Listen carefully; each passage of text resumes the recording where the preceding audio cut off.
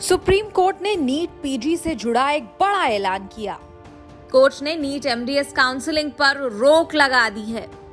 Court ने केंद्र सरकार से कहा कि ऑल इंडिया कोटा में ओबीसी और ईडब्ल्यूएस आरक्षण की वैधता यानी वैलिडिटी पर फैसला आने तक काउंसलिंग शुरू नहीं होगी। इसका मतलब साफ है कि आरक्षण से जुड़े इस मामले पर जब तक क्लैरिटी नहीं आ जाती तब तक स्टूडेंट्स जान लें कि ये काउंसलिंग शुरू नहीं हो सकेगी।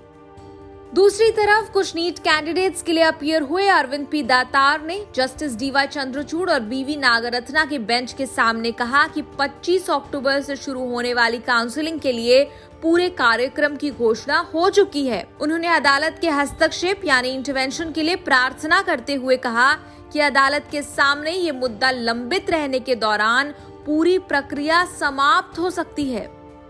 आपको बता दें कि मेडिकल काउंसलिंग कमेटी ने नीट पीजी काउंसलिंग का शेड्यूल पहले ही जारी कर दिया है। इस शेड्यूल के मुताबिक पहले राउंड के लिए रजिस्ट्रेशन ऑनलाइन मोड में 25 अक्टूबर से शुरू होना था। पहले राउंड की काउंसलिंग का रिजल्ट 3 नवंबर को घोषित किया जाना था। हालांकि सुप्रीम कोर्ट के इस फैसले के बाद पूरा मामला पलट गया है, क्योंकि अब ये काउंसलिंग तब तक नहीं हो सकती जब तक कोर्ट आरक्षण के मामले में कोई फैसला नहीं कर लेता। लेकिन क्या है ये पूरा मामला?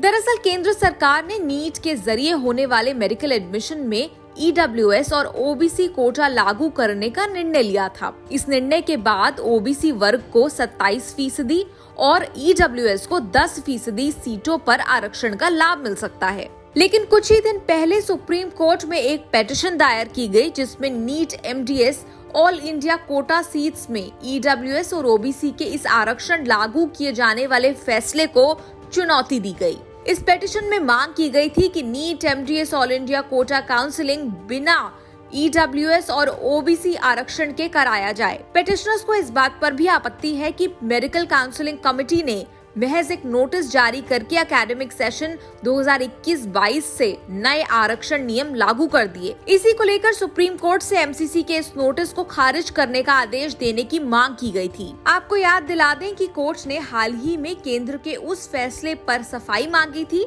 जहां नीट ऑल इंडिया कोटा में ईडब्ल्यूएस कैटेगरी में रिजर्वेशन के लिए एलिजिबल होने के लिए 8 लाख रुपए की एनुअल इनकम की सीमा फिक्स की गई थी। कोर्ट ने इस बारे में संदेह व्यक्त किया था और कुछ और जरूरी मुद्दों पर भी जवाब मांगा था। जस्टिस विक्रम नाथ और जस्टिस बीवी नागरत्ना की बेंच ने इस मामले की सुनवाई 28 अक्टूबर को तय की थी। तो ये साफ है कि नीट एमडीएस काउंसलिंग पर तब तक रोक लगी है।